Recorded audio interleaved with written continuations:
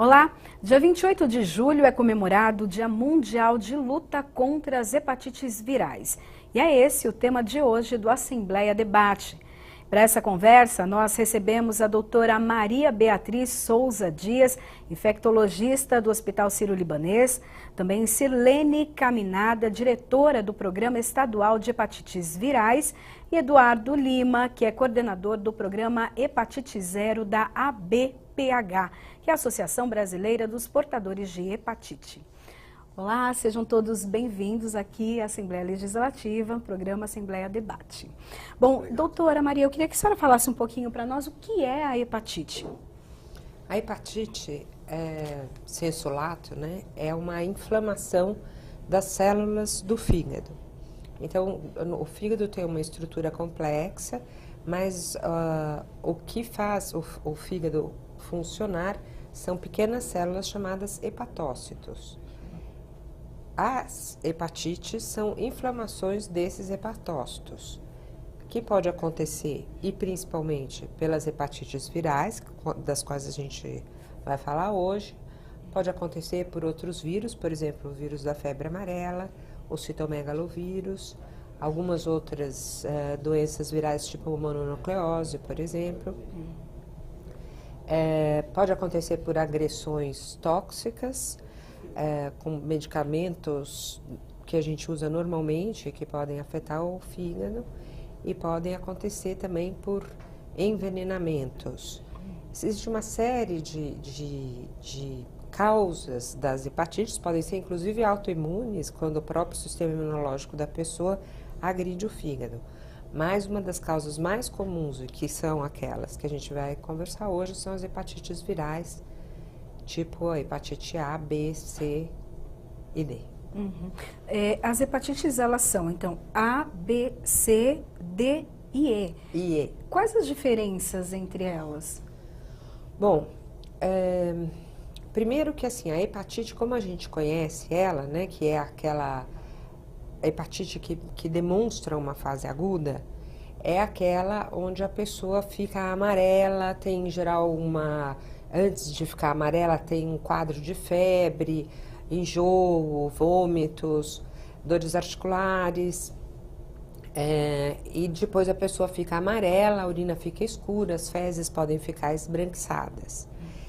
A hepatite A acontece muito frequentemente entre crianças, então a média de idade, assim, a idade em que geralmente ela aparece no nosso meio, no Brasil, é em torno dos 9 anos.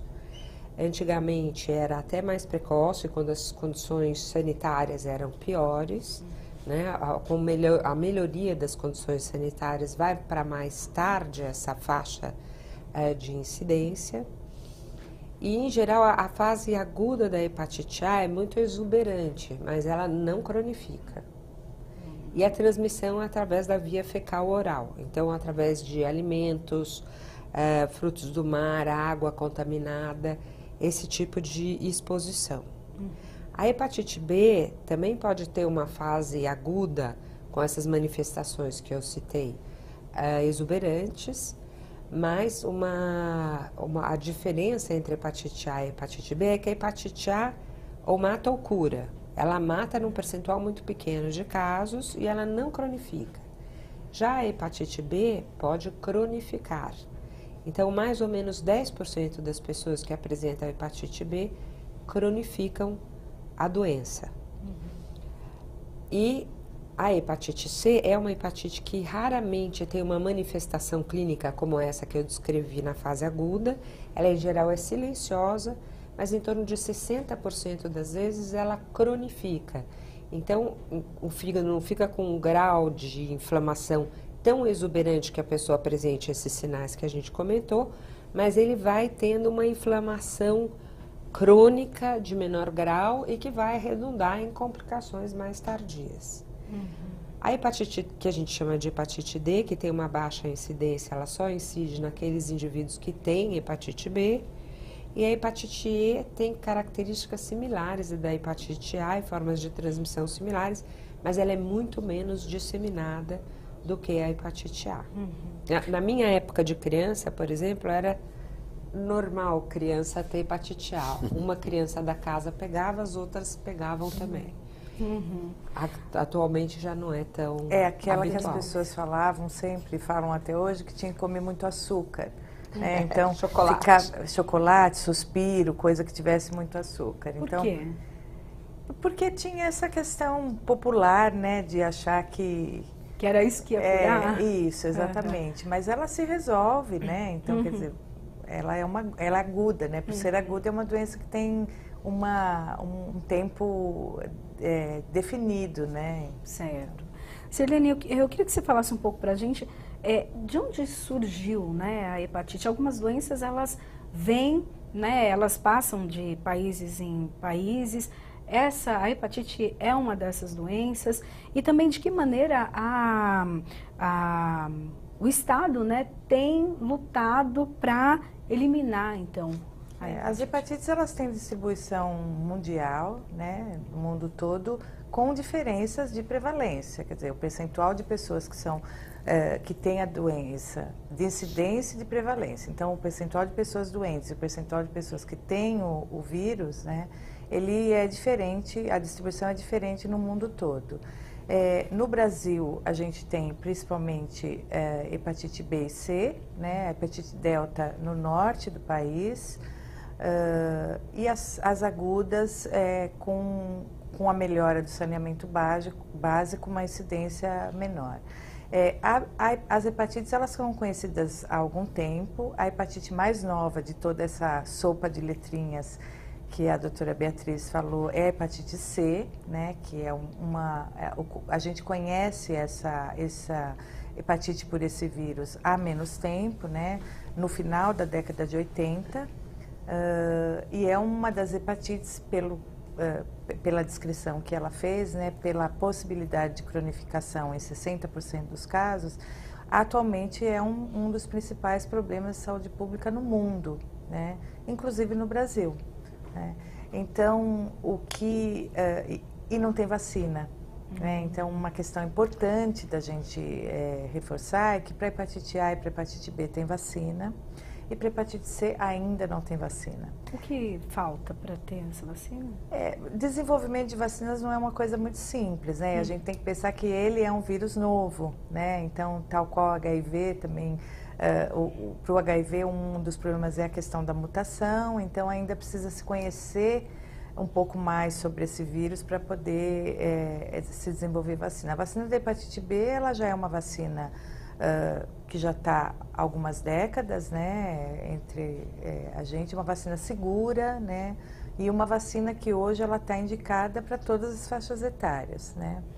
Então, assim, para doença que tem vacina, né, é a vacina, então incorporar no calendário vacinal da criança, né, que é o caso da hepatite B, desde o final da década de 90 ela está incorporada no calendário, então a gente tem hoje uma geração, né, livre de hepatite B por conta da vacina de hepatite B. Então isso é muito importante. Para a hepatite C, que é grave, importante e um problema de saúde pública muito importante entre a gente, a principal questão que a gente coloca, além da questão de você controlar a transmissão, né, é você fazer o diagnóstico das pessoas que já se infectaram no passado, porque toda doença crônica, ela fica silenciosa, né? Então, se você... E ela não tem, a hepatite C, ela tem uma característica de, na sua maioria, não ter essa fase aguda, né? Então, você não sabe que você entrou em contato e ela vai ficar durante décadas sem você saber que você tem a doença. Então, importantíssimo que você saiba se você tem hepatite ou não, né?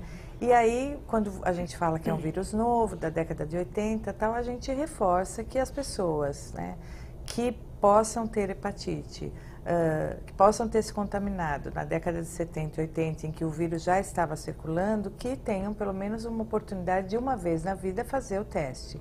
E é importante falar das formas de transmissão, se você me permite, né, que eu já...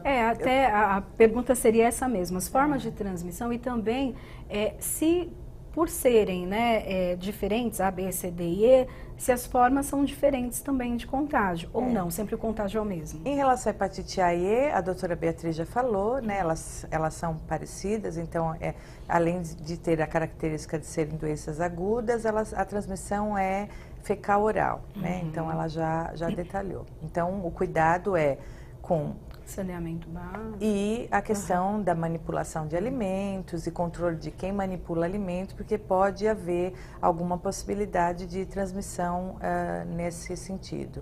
Em relação à hepatite B, a hepatite B ela é considerada uma IST. Né? A gente falava antigamente em DST, que eram doenças sexualmente transmissíveis. Hoje a gente fala em ISTs, infecções sexualmente transmissíveis. Então ela é considerada uma IST.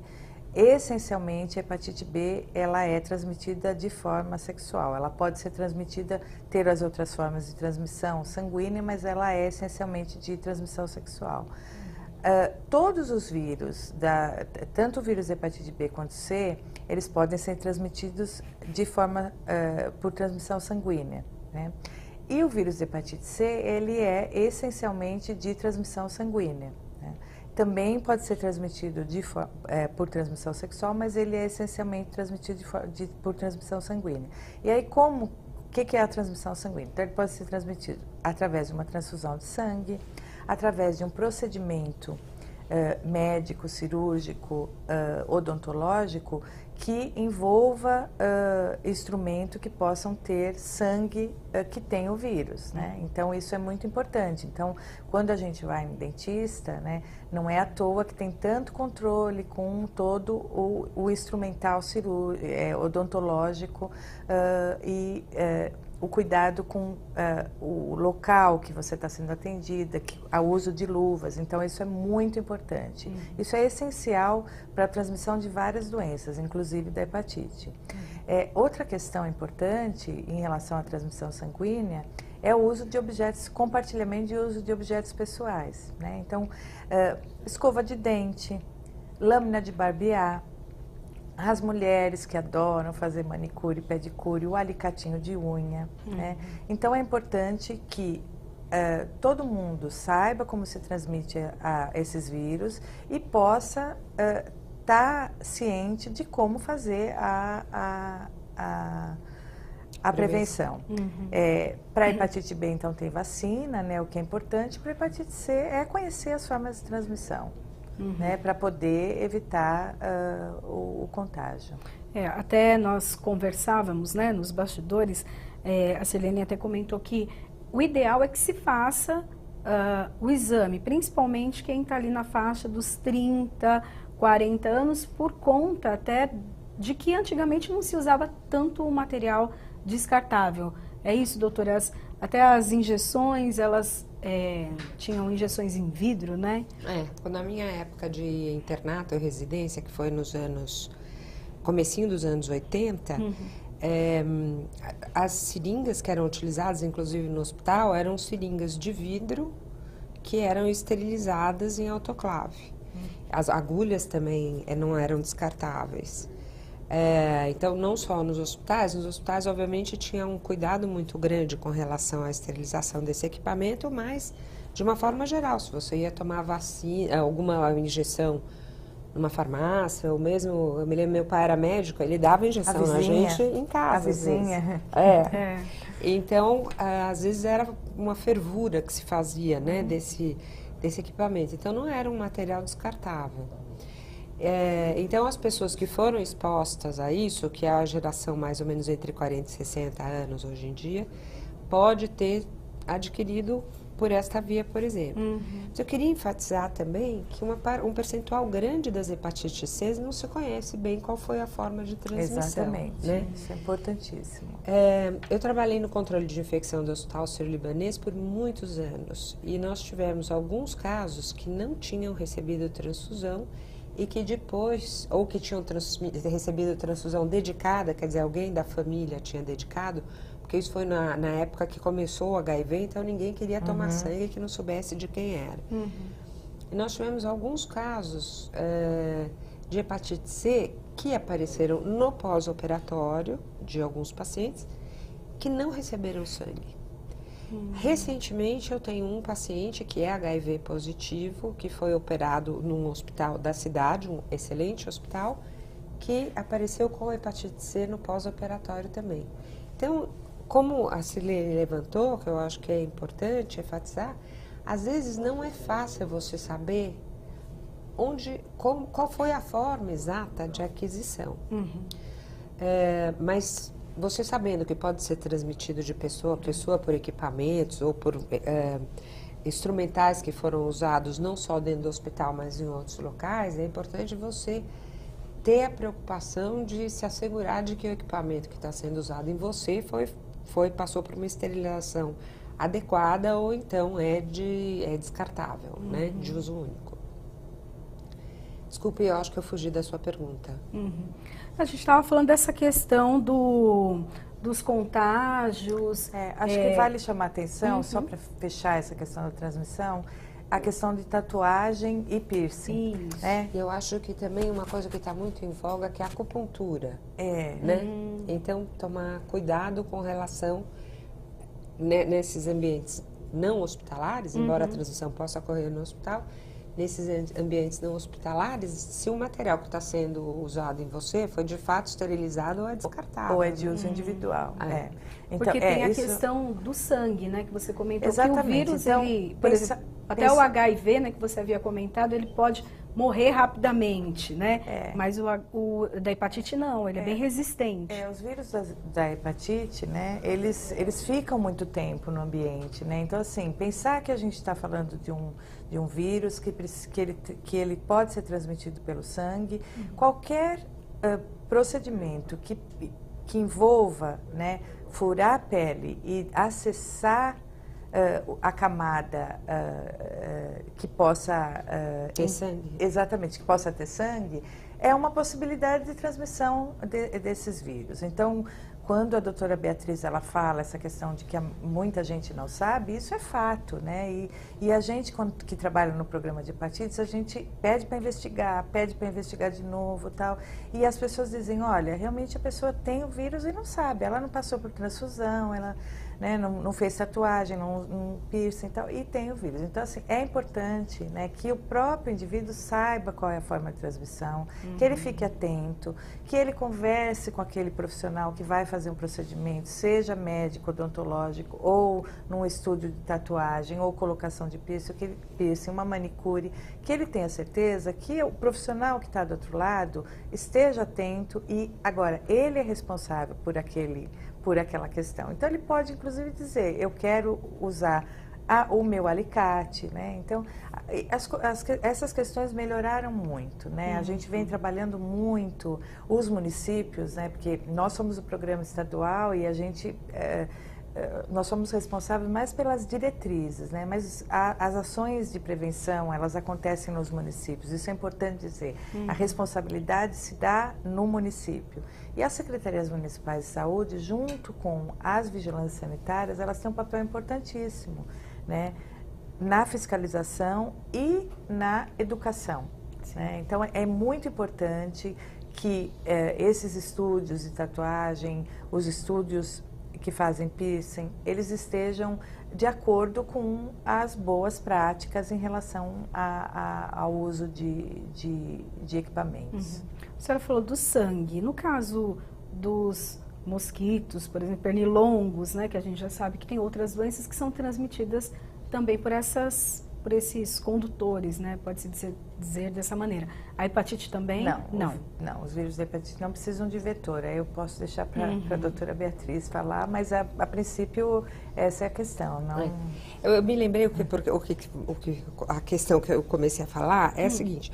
Como foi falado aqui, a identificação do vírus da hepatite C aconteceu no comecinho dos anos, no fim dos anos 80 e a partir de 1990 que começou a se triar o sangue com o vírus da hepatite C. Antes disso, você não tinha um marcador. Então, existia uma triagem, mas não existia um marcador para excluir, com certeza, aqueles que pudessem ser portadores. Então, as pessoas que tomaram sangue até antes de 1990 são pessoas que obrigatoriamente devem ser testadas. Exatamente. Existia na época, e isso eu vi muito durante a minha residência e meu internato, uma indicação de exsanguíneo transfusão de neonatos que apresentavam quadros de sepse grave. Então, aquele pessoal que nos anos 80 nasceu e recebeu esse tipo de tratamento pode estar contaminado. Então, são pessoas... Eu queria só que a senhora falasse... É uma infecção grave. No berçário, eles receberam essa exsanguínea transfusão. Então, são pessoas que estão agora por volta de quanto? 1990, 27, 30 anos. 27 a 30 anos, né? Então, são pessoas que também devem procurar ser testadas. Agora, Sirlene, existe uma forma de se testar no sistema público gratuitamente, não é isso? A gente, voltando ao início do programa, né, Priscila, quando você apresentou a questão do Julho Amarelo e do dia 28, a gente está falando de um mês em que a gente está mobilizado, né? E o que é importantíssimo, né? Que a gente se mobilize, que a gente concentre esforços numa época do ano para poder levar a informação e fazer ações de diagnóstico. Isso é importante, mas é importante também dizer que o teste para as hepatites, tanto teste rápido quanto convencional, né? O tratamento para as hepatites, porque a gente vai falar provavelmente em breve agora no programa a questão do tratamento, que a gente traz informação, mas a gente também traz notícias boas, né, em relação à possibilidade de tratamento. Todas essas, tudo isso está disponível o ano todo, né, na unidade básica, o teste. Então, o indivíduo que tiver, que hoje está nos ouvindo e queira fazer o teste, que se veja como numa das condições que a gente está conversando hoje, que procure as unidades básicas de saúde e peça para realizar o teste rápido para hepatite B e C. Então, os testes rápidos estão disponíveis e eles podem ser feitos nas unidades básicas de saúde. Em qualquer uma ou específica? Em qualquer uma, em qualquer uma. O que pode acontecer, né, em relação à questão da hepatite, é que ele é um teste rápido que a pessoa tem que esperar meia hora, né? Porque as pessoas falam assim, um furinho no dedo, eu acho que é igual à glicemia, né? Ele é um teste rápido, mas ele exige que a pessoa fique um período, uma meia hora na unidade para ser aconselhado. Pode acontecer de ir procurar uma unidade básica e naquele momento não ter profissional que faça o teste e ele ser encaminhado para um centro de testagem. Então é importante também dizer que além da disponibilidade nas unidades básicas de saúde, existe também o centro de testagem e aconselhamento, né, que muito se fala por conta da questão da testagem do HIV, né, que eles começaram por conta da questão do HIV, mas que toda vez que o indivíduo procura um centro de testagem e aconselhamento para fazer um teste de HIV, é feito também os testes das hepatites e de sífilis, que é importante dizer que hoje é uma DST, IST, né, atualmente, muito importante, né, em franca epidemia no nosso país. Então, os CTAs também, o Centro de Testagem e Aconselhamento, também são serviços locais, né, que podem ser feitos, em que o teste da hepatite pode ser feito. Ele não é só para ser feito o teste de HIV. Bom, então assim, o teste são apenas 30 minutos, né? Às vezes a pessoa fala, não, vou esperar 30 minutos. Apenas 30 minutos para resolver uma situação que é muito grave. Eu queria falar um pouquinho com o Eduardo também, que é coordenador do programa de hepatite 0 da Associação Brasileira dos Portadores de Hepatite. Quais as consequências, né, que a hepatite pode causar na vida de alguém? É o que você acompanha, né? O dia a dia nosso, na BPH, nós temos uma clínica onde médicos infectologistas, hepatologistas atendem os pacientes gratuitamente e, além de atendê-los gratuitamente, nós fazemos também a elastografia hepática, que é usada para determinar o grau de comprometimento hepático, né? Que é o estadiamento, que a classe médica chama dessa forma. E o que a gente vê é que muitos pacientes,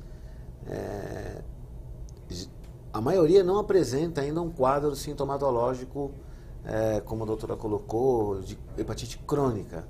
Mas, se não tratados, é aquela história, se você não tratar, você vai ter aumento da incidência de câncer hepático, aumento da incidência de cirrose, necessidade de transplante hepático, custos diretos e indiretos, tanto para a medicina privada quanto para o Estado.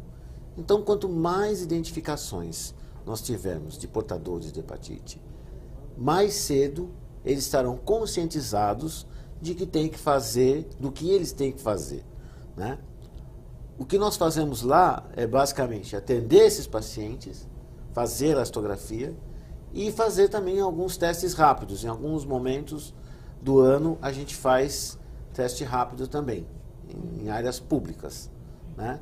Graças à parceria com o Poupa Tempo, que é uma unidade, são 10 unidades aqui em São Paulo que a gente está fazendo, terminal rodoviário, enfim, locais onde você pode, onde as pessoas passam e pode se interessar em fazer o teste. O que a gente tem visto é um número perto da estatística que a gente tem visto nos Estados Unidos. Embora no Brasil a gente tenha muita coisa boa, a gente tem um programa de hepatite muito bem desenvolvido. Nós somos um dos únicos países do mundo que dispensa medicamentos de alta complexidade gratuitamente para esse paciente, né? Eu estive agora em Atlanta e nós estávamos conversando e tal, falando que na verdade a gente faz uma parceria com o Rotary.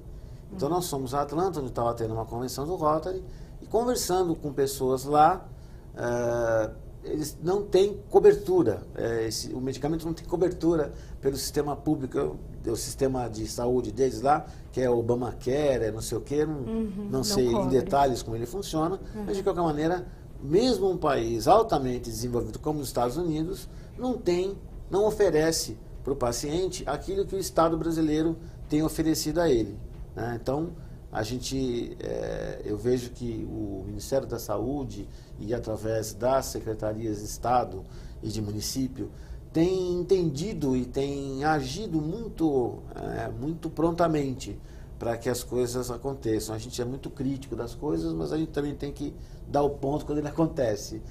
O Estado tem patrocinado, tem dado, e o custo do medicamento é caro.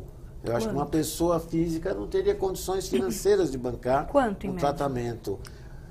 Olha, eu acredito que tem uma faixa de 250 a 300 mil reais de tratamento. Se a pessoa for fazer, pagando, ela comprando. O Sistema Único de Saúde, né, já falando do tratamento, o tratamento para hepatite C, que é esse tratamento que ele está falando, é um tratamento caro, né? E ele foi incorporado, as drogas são novas, então assim, sempre teve tratamento para hepatite, tá? Tanto para hepatite B quanto para hepatite C. Só que os tratamentos para hepatite C, especialmente, usavam drogas que, elas, além de terem uma taxa de cura que era menor que 50%, então das pessoas que começavam o tratamento, metade elas não se curavam, conseguiam se curar, tinha um problema principal em relação a esse tratamento, que eram os efeitos colaterais. Então, a pessoa começava a fazer o tratamento para hepatite e ela tinha assim, um sofrimento em relação aos efeitos colaterais que era muito grande. Então, muita gente criou assim digamos assim, um trauma em relação ao tratamento. O paciente criou um trauma. Então, só completando o que você está falando, você imagina, a pessoa não tem sintoma, né? Isso. Está muito bem vivendo a sua vida, tudo bem, de repente ele descobre que tem o vírus. E aí entra com uma medicação que não é mais, né? É muito, com efeitos adversos muito expressivos. Então, isso está no passado, a dificuldade que ele tinha era essa. Hoje, com a incorporação dessas novas tecnologias, inclusive a própria incorporação da elastografia hepática, que não depende mais da biópsia, porque antes era necessário a biópsia. Agora não, agora pode ser a biópsia, sim, mas pode ser alternativamente um outro método.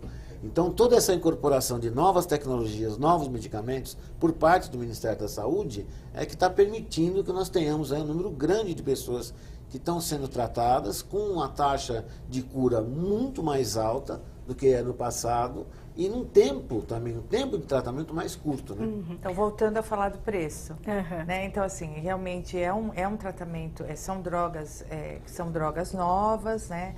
Com preço alto.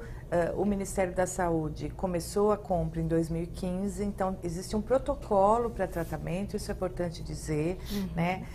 Nós, a Secretaria Estadual, quem define o protocolo é um comitê e o Ministério da Saúde, porque depende tanto da questão científica e da droga ser boa ou não, mas depende de uma questão financeira, né? Precisa ter financiamento para comprar.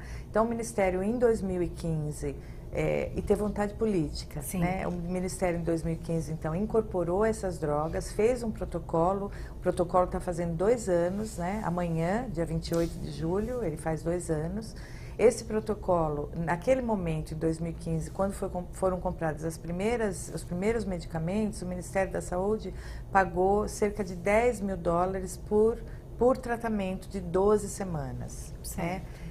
Só que, felizmente, né, novas drogas estão chegando no mercado, né, estão sendo desenvolvidas e chegando no mercado, sendo submetidas à aprovação da Anvisa, e isso faz com que o mercado se movimente e a negociação para que, se você conseguir comprar mais, você diminua o preço com a indústria farmacêutica. Então, agora, a notícia que a gente tem do Ministério da Saúde é que a última negociação e compra do Ministério, o tratamento está menor que $5 mil, né? Então, pouco menos da metade do que foram as primeiras compras, e novas drogas chegando e novas drogas sendo incorporadas. E a melhor notícia, né, além da questão de você ter um preço menor, que são 2 notícias. A primeira é que hoje mais de 90% das pessoas que começam o tratamento são curadas, né? Então, hoje, para hepatite C, você fala em cura, né?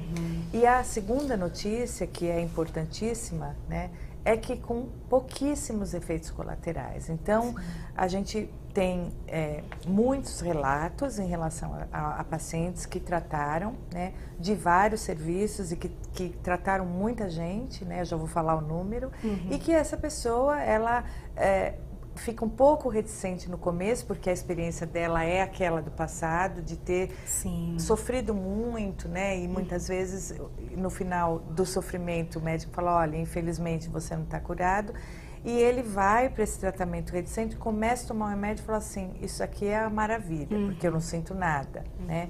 O tratamento dura 12 semanas ou 24, depende do grau e do tipo de vírus, porque é importante dizer que o vírus, ele tem vários genótipos. Então, tem o vírus C, além de tudo, ele tem algumas famílias, digamos. Então, tem o genótipo 1, genótipo 2, até 6, né?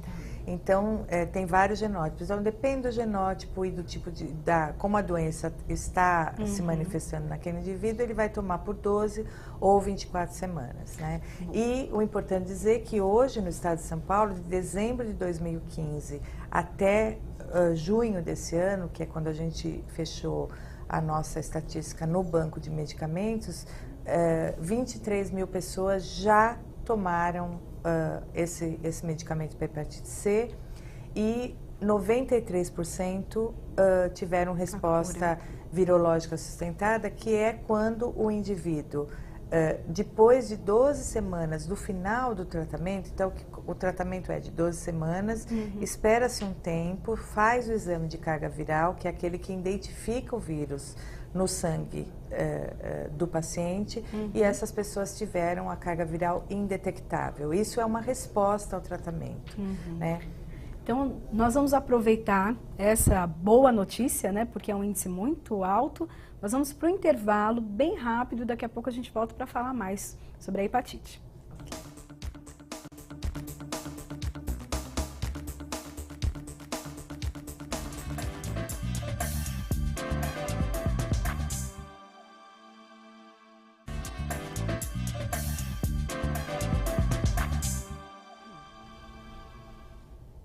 Estamos de volta com o programa Assembleia Debate. O tema de hoje é hepatite.